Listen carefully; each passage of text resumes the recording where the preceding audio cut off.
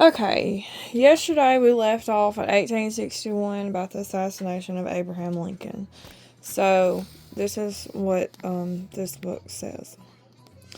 1 month after the inauguration of President Abraham Lincoln, which is the 16th President of the United States, from 1860 till his assassination in 1865, the American Civil War gets underway at Fort Sumter, South Carolina, after South Carolina leaves the Union. Slavery has always been cited as the cause of the war, but this was simply not the case. As President Lincoln himself stated, I have no purpose, directly or indirectly, to interfere with the institution of slavery in the states where it now exists. I believe I have no lawful right to do so, and I have no inclination to do so. My paramount objective is to save the Union, and it is not either to save or destroy slavery. If I could save the Union without freeing any slave, I would do it. The real reason for the war is that the southern states were in a dire economic situation due to the actions of the northern states. Northern industrialists had used trade tariffs to prevent the southern states from buying cheaper European goods. Europe subsequently retaliated by stopping cotton imports from the South. Thus, the South had been forced to pay more for goods while having their income slashed. This is when the money changers saw the opportunity to divide and conquer America by plunging it into civil war. This is confirmed by Otto von Bismarck when he was Chancellor of Germany 1871 to 1890, who stated the following in 1876. The division of the United States into federations of equal force was decided long before the Civil War by the high financial powers of Europe. These bankers were afraid that the United States, if they remained as one bloc and as one nation, would attain economic and financial independence, which would upset their financial domination over the world. The voice of the Red Shields predominated. They foresaw the tremendous booty if they could substitute two feeble democracies indebted to the financiers.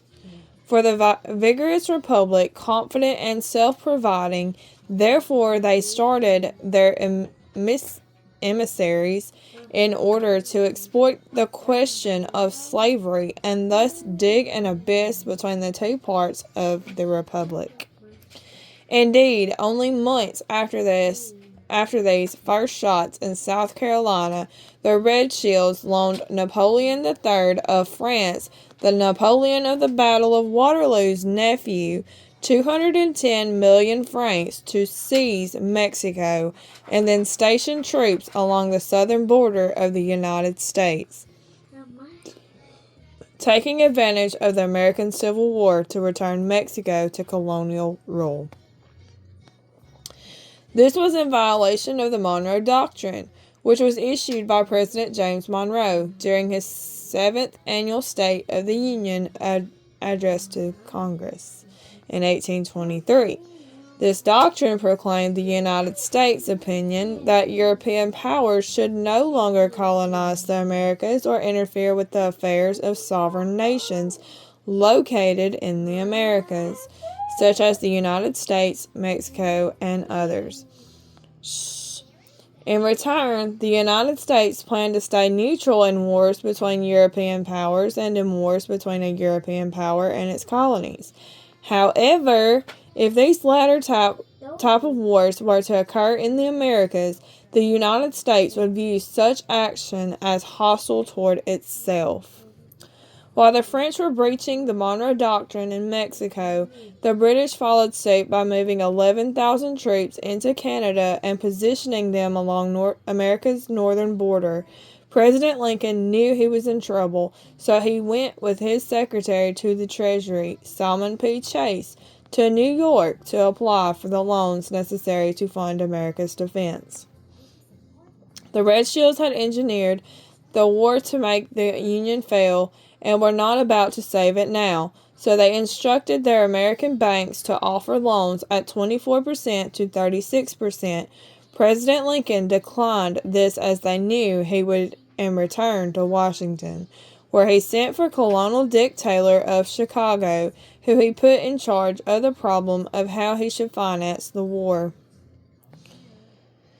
During one meeting, President Lincoln asked Colonel Taylor what proposals he had come up with to finance the war. Colonel Taylor stated, "Why, Lincoln, that is easy. Just get Congress to pass a bill authorizing the printing of full legal tender treasury notes and pay your soldiers with them and go ahead and win your war with them also."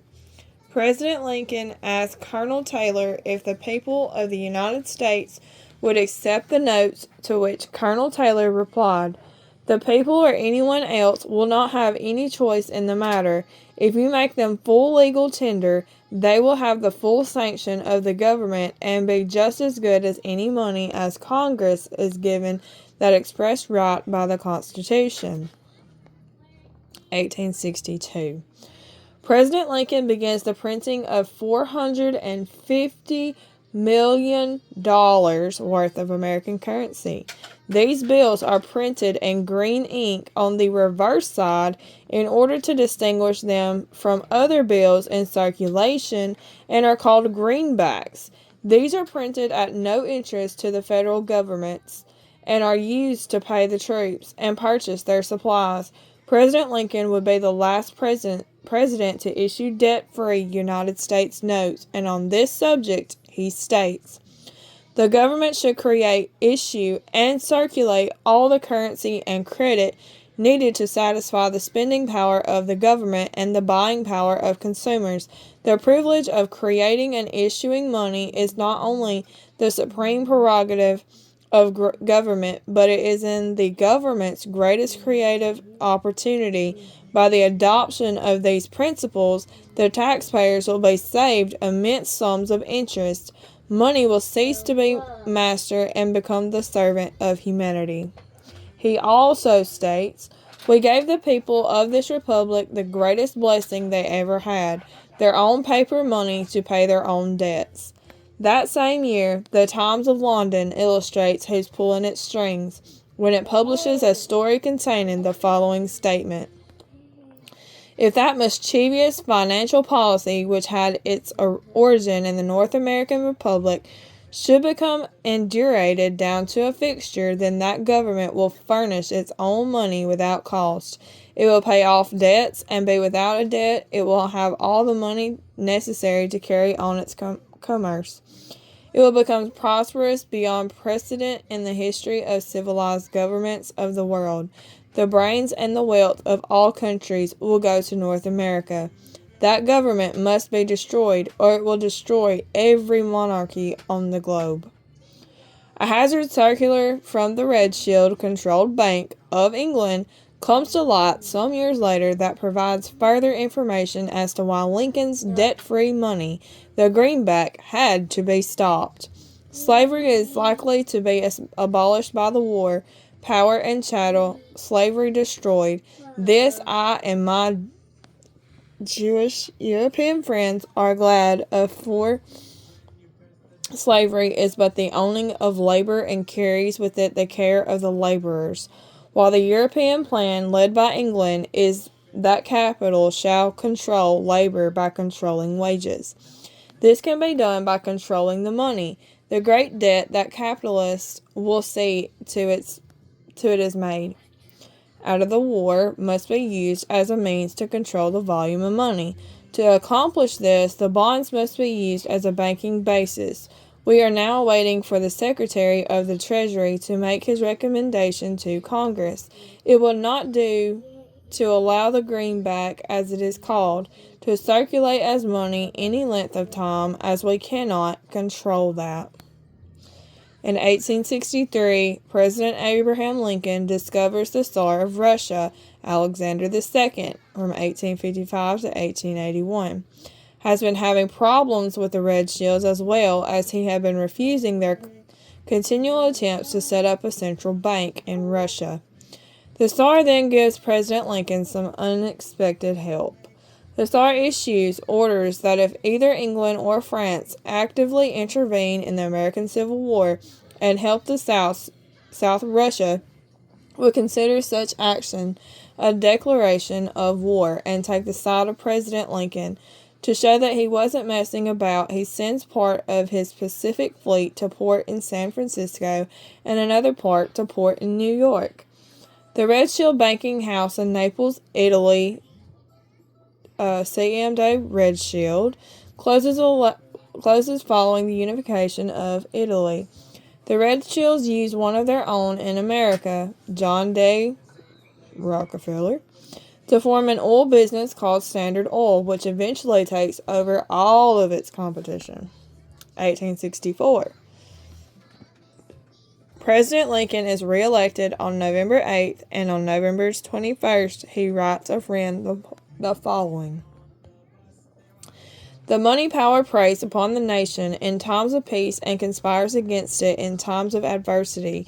It is more despotic than monarchy, more insolent than autocracy, something like that, more selfish than bureaucracy.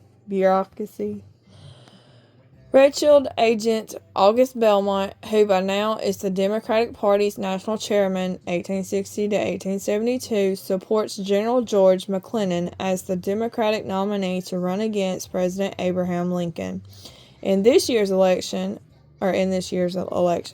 Much to the anger of Belmont, President Lincoln wins the election.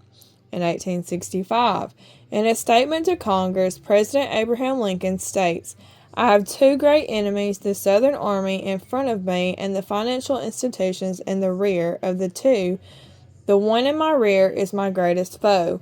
On April 14th, 41 days after his second inauguration and just 5 days after General Lee surrendered to General Grant at Appomattox, President Lincoln is shot by John Wilkes Booth at Ford's Theater.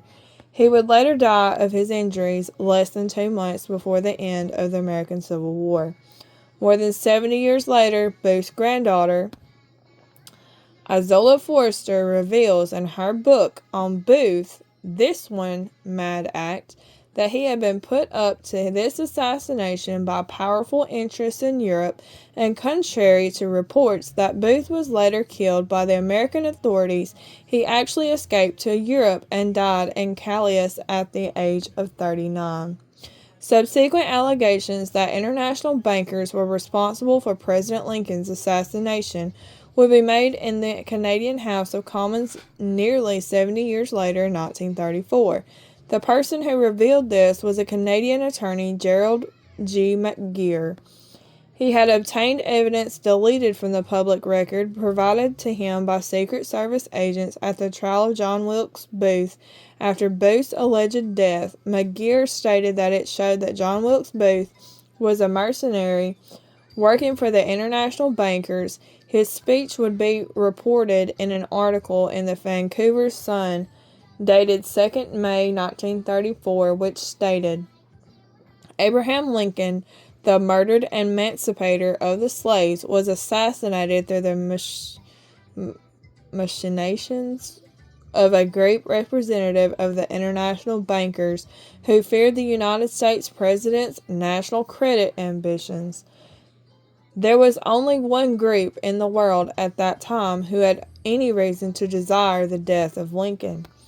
They were the men opposed to his national currency program and who had fought him throughout the whole Civil War on his policy of greenback currency. Gerald G. McGeer also stated that Lincoln's assassination was not purely because the international bankers wanted to reestablish a central bank in America, but also because they wanted to base America's currency on gold, which they of course controlled. They wanted to put America on a gold standard. This was in direct opposition to President Lincoln's policy of issuing greenbacks, based solely on the good faith and credit of the United States. The Vancouver Sun article also quoted Gerald G. McGeer with the following statement. They were the men interested in the establishment of the gold standard and the right of the bankers to manage the currency and credit of every nation in the world. With Lincoln out of the way, they were able to proceed with that plan and did proceed with it in the United States. Within 8 years after Lincoln's assassination, silver was demonetized and the gold standard system set up in the United States. Interestingly, there has been much speculation that Abraham Lincoln was actually the illegitimate son of A. Springs, pre-crypto Jew, named Springsteen, a Red Shield. Following a brief training period in the Red Shield's London bank, Jacob Schiff, a Red Shield born in their house in Frankfurt, arrives in America at the age of 18 with instructions and the finance necessary to buy into a banking house there. The purpose of this is to carry out the following tasks. Number 1, gain control of America's money system through the establishment of a central bank. Number 2, find desirable men who, for a price, are willing to serve as stooges for the Illuminati and promote them into high places in the federal government, the Congress, the Supreme Court, and all the federal agencies. Create minority group strife throughout the nations, particularly targeting the whites and blacks. Create a movement to destroy religion in the United States with Christianity as the main target. Nathaniel Day Redshield becomes Member of Parliament for Aylesbury in Buckinghamshire.